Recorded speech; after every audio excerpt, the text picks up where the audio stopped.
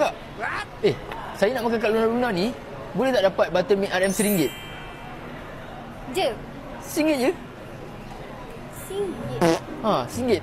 RM1. Tak pernah tengok RM1 dah kak? Berawal bulan. Tapi RM1 je. Duit tu je kak yang saya tinggal bulan ni. RM1 boleh dapat tak? RM1. Dapat ke tak? Saya tanya, dapat ke tak? RM1. Cuba saya. Dah sampai makan aku.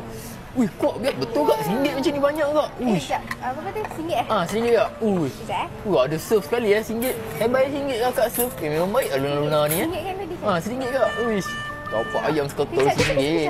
Sekejap saya dah tak sabar kak. Saya dah lapar ni. Akak nak makan sekali dengan saya ke ni?